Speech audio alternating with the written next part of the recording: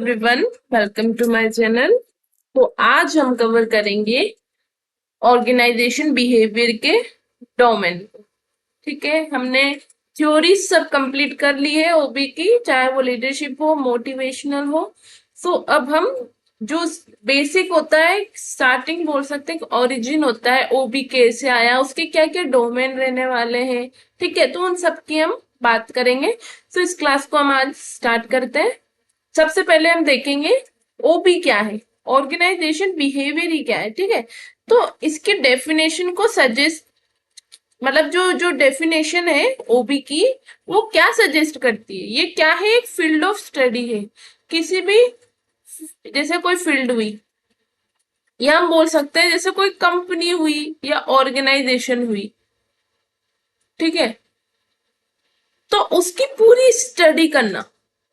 ठीक है, ये क्या कहलाता है, ओपी कहलाता है। ठीक है, मीनिंग, क्या मीनिंग है इसका, it is a distinct area. Distinct area है जिसकी कॉमन बॉडी ऑफ नॉलेज है। Further the field of study investigates individual or groups to apply this knowledge to increase the organizational effectiveness। जो ये field of study है, ये investigate करती है। क्या इन्वेस्टिगेट करती है, ये किसी एक व्यक्ति का या ग्रुप के नॉलेज का। ठीक है, group to apply this knowledge, मतलब कि जो ये फील्ड ऑफ स्टडी है, इन्वेस्टिगेट करती है कि इंडिविजुअल और ग्रुप की जो नॉलेज है, ठीक है, मतलब अप्लाई करके, अप्लाइड जो नॉलेज है उनकी, उसको increase, knowledge to increase organization effectiveness. Effectiveness जो ऑर्गेनाइजेशन की है उसको इंक्रीज करने की बात करती है। किस किस तरह से बात करती है कि जो फील्ड ऑफ स्टडी है उसको इन्वेस्टिगेट करके इंडिविजुअल और ग्रुप्स की, उनके अंदर अप्लाई करना इस तरह की नॉलेज को, ताकि जो ऑर्गेनाइजेशन की इफेक्टिवनेस है वो इंक्रीज हो सके। ठीक है, जैसे एक ऑर्गेनाइजेशन होती है, ओबी में है क्या, ओबी में बात होती है एक ऑर्गेनाइजेशन बिहेवियर। नाम से समझ आ रहा है कि ऑर्गेनाइजेशन के बिहेवियर की बात हो रही है। अब बिहेवियर किसका होगा, ऑर्गेनाइजेशन। ऑर्गेनाइजेशन कैसे बनती है, पीपल से, एम्प्लॉयज से। तो इनका स्टडी करना, इनको ऐसे स्टडी करना कि उनकी नॉलेज इंक्रीज हो, कि उनकी जो नॉलेज है वो कैसी है, उसको स्टडी करना, ताकि जो उनकी इफेक्टिवनेस है वो इंक्रीज हो। और उनकी इफेक्टिवनेस इंक्रीज होगी तो ऑर्गेनाइजेशन की इफेक्टिवनेस भी इंक्रीज होगी। Okay, the study focus on the behaviour of employee. किस पे फोकस करती है स्टडी, एम्प्लॉय के बिहेवियर पे, ग्रुप लेवल पे, इंडिविजुअल लेवल पे और ऑर्गेनाइजेशन लेवल पे, जो कि इंपैक्ट करता है परफॉर्मेंस ऑफ एन ऑर्गेनाइजेशन। ठीक है, हम इसमें स्टडी करते हैं एक बिहेवियर की, जैसे मैंने बताया पीपल, एम्प्लॉय की। ठीक है, जिससे, और ये सब क्या करते हैं, इम्पैक्ट करते हैं परफॉर्मेंस की, क्योंकि इन्हीं के थ्रू एक ऑर्गेनाइजेशन का निर्माण हुआ है। ठीक है, तो the study also focuses on various interpersonal skills. ये वेरियस इंटरपर्सनल जो स्किल्स होती है उस पर भी बात करती है, जो क्या करती है, हेल्प करती है एम्प्लॉय की इफेक्टिवली, मतलब हेल्प करती है डील करने में। किस चीज में डील करने में हेल्प करेगी, इंटरपर्सनल स्किल, एक एम्प्लॉय की इफेक्टिवनेस में। ठीक है, और ये कुछ एरियाज है जो यहाँ पे दिए हुए हैं। आने वाली क्लासेस में इनको हम अच्छे से डीप में पढ़ेंगे, जिसमें से हमने मोटिवेशन और लीडरशिप कंप्लीट कर लिया है। स्ट्रेस मैनेजमेंट की बात होती है, इसमें ग्रुप डायनामिक की बात होती है, इसमें बात होती है पर्सनैलिटी की, conflict management, change process and interpersonal communication, इन सब की इसके अंदर बात होती है। सो आज हम इसमें एक मेन, जो सबसे इंपॉर्टेंट स्टार्टिंग में बात होती है, इसके डोमेन, क्या डोमेन है जो कंट्रीब्यूट करते हैं। ठीक है, major discipline that contribute to the domain of organization behaviour.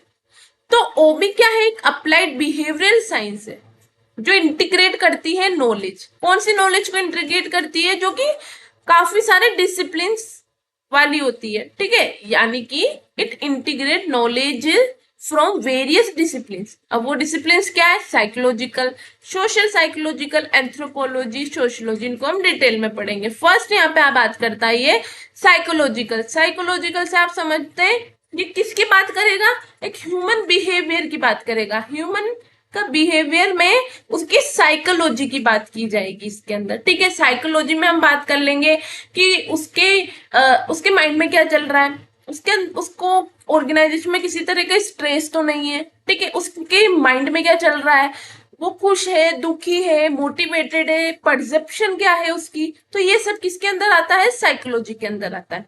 Psychology provides knowledge about factors, ठीक है, दैट डिटरमाइन ह्यूमन बिहेवियर, यानी कि जो साइकोलॉजी है वो प्रोवाइड करती है नॉलेज किसके बारे में, कौन से फैक्टर्स के बारे में, जो कि डिटरमाइन करता है ह्यूमन बिहेवियर को। इसके अंदर कुछ सब डिसिप्लिन भी आते हैं, जैसे कि क्लिनिकल साइकोलॉजिकल, इंडस्ट्रियल साइकोलॉजिकल, ठीक है। Psychological has contribute to understanding individual behaviour, जो साइकोलॉजी होती है वो हेल्प करती है, कंट्रीब्यूट करती है इंडिविजुअल बिहेवियर को समझने में। किसके कौन है ये इंडिविजुअल, एक एम्प्लॉय जो कि एक ऑर्गेनाइजेशन में काम करता है। अब इसके की एरियाज है जो कि डोमेन है ओबी के, जो इन्फ्लुएंस करते हैं knowledge of psychology.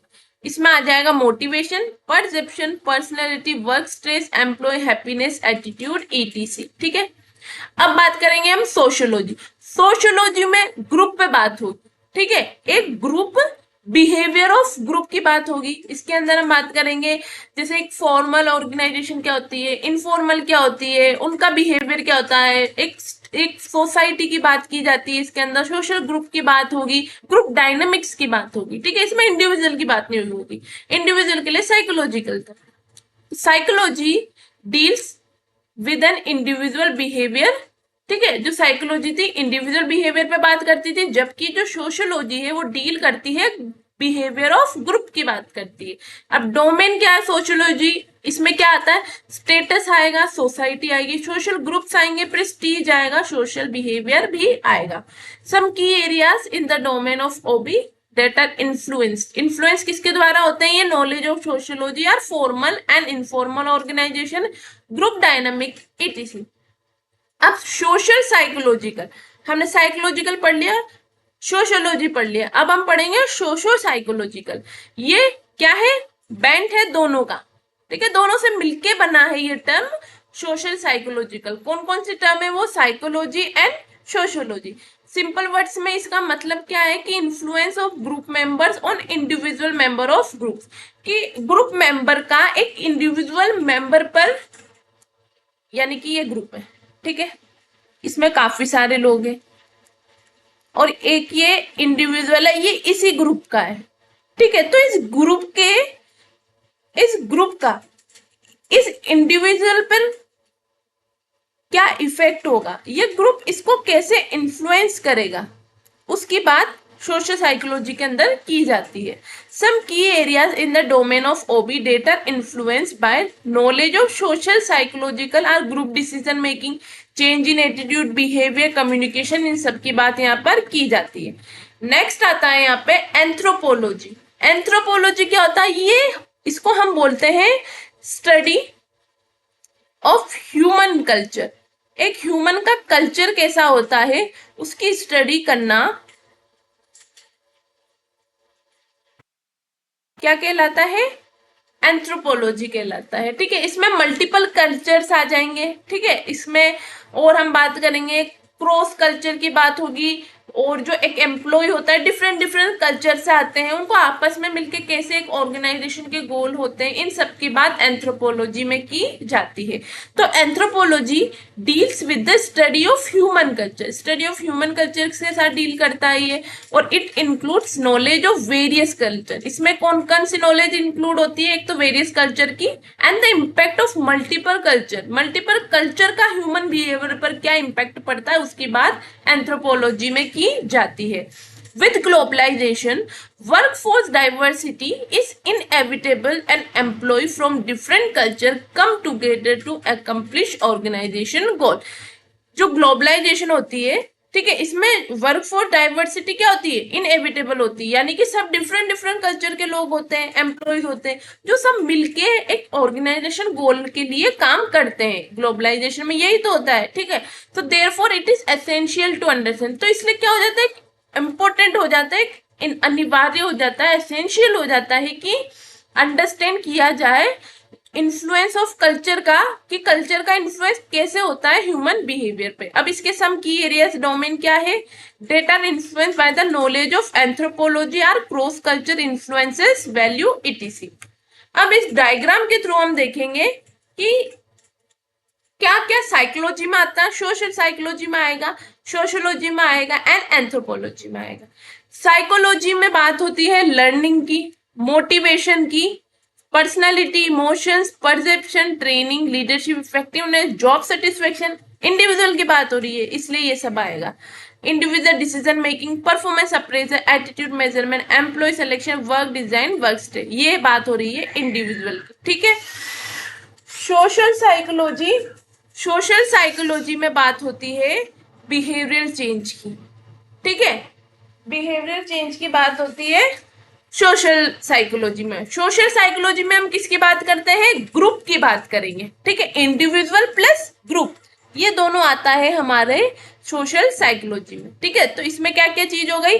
Behaviour change हो गया, attitude change, communication, group process, group decision making. और सोशियोलॉजी में आएगा ये। ठीक है, communication, power, conflict, inter group behaviour, formal organizational theory, organization की टेक्नोलॉजी, ऑर्गेनाइजेशन का चेंज, कल्चर, ये सब बात करेगा सोशियोलॉजी के अंदर। और एंथ्रोपोलॉजी में हम किसकी बात करते हैं? कल्चर की बात करेंगे। ठीक है, तो इसमें क्या आ जाएगा? वैल्यूज आ जाएगी, एटीट्यूड आ जाएगा, एनालिसिस आ जाएगा, ऑर्गेनाइजेशन का कल्चर, एनवायरमेंट एंड पावर। तो ये क्या आ जाएगा? ऑर्गेनाइजेशन ऑफ स्टेट में। और ये सब क्या है? ये स्टडी ऑफ ऑर्गेनाइजेशन बिहेवियर। और ये क्या होता है? यही हमारा ओबी होता है। तो ठीक है, तो यही होता है पूरा ओबी। ठीक है, यही मेन डोमेन है ओबी के। ठीक है, अब हम देखेंगे कुछ लेवल्स जो कि ओबी में दिए हुए हैं कि level of analysis in organizational behaviour. 3 levels होते हैं। इंडिविजुअल होता है, उसके बाद में हमारे ग्रुप लेवल होगा, ग्रुप लेवल के बाद में ऑर्गेनाइजेशन लेवल। तो एक एक करके पढ़ेंगे। 3 लेवल्स होंगे, individual, group and organizational. Individual level analysis करता है माइक्रो लेवल एनालिसिस की, जहाँ, और जबकि ऑर्गेनाइजेशन लेवल एनालिसिस करता है मैक्रो लेवल का। इंडिविजुअल बात करेगा माइक्रो की, ठीक है, और ऑर्गेनाइजेशन बात करेगा मैक्रो। और difference in the analysis is required, जो कि this difference in analysis required because it has been observe that behaviour of employee is different when they work in groups compared to when they work individual। बिल्कुल, ये बात बिल्कुल observe करने वाली है कि जो एक एम्प्लॉय होता है वो इंडिविजुअली जितना अच्छे से काम कर पाता है वो ग्रुप में इतनी अच्छी तरीके से काम नहीं कर पाएगा। तो उस बिहेवियर में जो डिफरेंस आएगा उसी लेवल की यहाँ पर बात की गई है। ठीक है, और इस डिफरेंस का ही हमें एनालिसिस करना है। तो सबसे पहले बात होती है इंडिविजुअल लेवल की। इंडिविजुअल लेवल में बात होगी कि unlike static resources, humans as a resource differ from another one. बिल्कुल, एक ह्यूमन दूसरे ह्यूमन से डिफरेंट होता है। तो organization are made up of people. एक ऑर्गेनाइजेशन किससे बनी होती है? लोगों से बनी होती है। और हर एक एम्प्लॉय का ऑर्गेनाइजेशन में एक रोल होता है। और ये क्या है? And every employee is an organization is central to the study of OB. सबकी हमें स्टडी करनी होती है। तो इंडिविजुअल लेवल एनालिसिस, और जिसको हमने पढ़ा था इसे माइक्रो लेवल एनालिसिस भी बोलते हैं, ये हेल्प किस में करता है? अंडरस्टैंड करने में इंडिविजुअल डिफरेंसेस में। ठीक है, इसमें इंटीग्रेट होते हैं इंडिविजुअल फैक्टर जो कि प्रोवाइड करते हैं insight to manager and facilitate करते हैं understanding of human behaviour. Individual level में कुछ नहीं, हम इंडिविजुअल लेवल के अंदर एक इंडिविजुअल जो एक एम्प्लॉय होता है उसका अलग अलग सब एम्प्लॉयज का जो बिहेवियर होता है उसको हम समझते हैं। समझ के इससे क्या होता है? मैनेजर को हेल्प मिलती है और फैसिलिटेट कर पाते हैं और अंडरस्टैंड कर पाते हैं। ठीक है, और some factor that falls under this category के अंदर कौन कौन से आते हैं? लाइक पर्सनालिटी, वैल्यूज, एटीट्यूड, जो कि इंडिविजुअल की बात होती है, और process like perception, learning, motivation of individual employee etc. Group level, group level expected to work in a group. Work करेंगे ग्रुप के अंदर। वर्किंग टीम एसेंशियल होती है किसी भी कॉम्पिटिटिव एनवायरनमेंट में सरवाइव करने के लिए। जब तक आपका टीम वर्क नहीं होगा, आप एक ग्रुप में मिलकर अच्छे से काम नहीं करेंगे, तब तक आप कंपटीशन में नहीं सरवाइव कर पाएंगे। ठीक है, तो individual employee perform differently when they work in group. जो हमने इंडिविजुअल का बिहेवियर किया, एक इंडिविजुअल जब काम करेगा तो उसका बिहेवियर बिल्कुल अलग होगा, क्योंकि वो अपने अकॉर्डिंग किसी भी वर्क को करेगा, उसकी विजन अलग होगा, उसके लिए गोल्स को अचीव करने का मेथड अलग होगा। बट वही अगर ग्रुप के अंदर काम करेगा तो उसका बिहेवियर चेंज हो जाएगा। ठीक है, तो इनको ऐसे इन दोनों के बिहेवियर में डिफरेंस होगा, बल्कि व्यक्ति वो एक ही है। ठीक है, तो इसी का एनालिसिस करने के लिए ग्रुप लेवल एनालिसिस किया जाता है। इसको मैक्रो, ये मैसो नहीं है, नहीं मैसो ही है, क्योंकि मैक्रो तो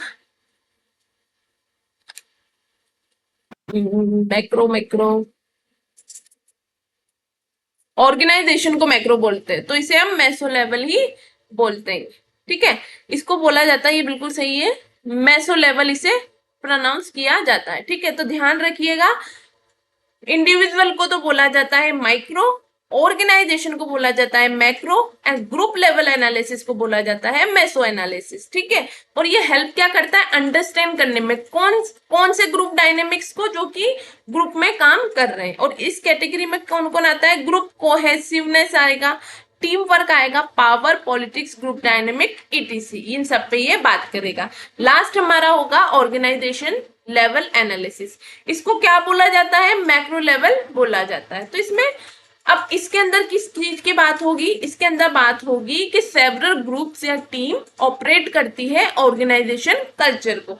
ठीक है, वो डिफरेंट डिफरेंट कल्चर से आते हैं, इसके अंदर कल्चरल की बात हो रही है, कल्चरल लेवल। ठीक है,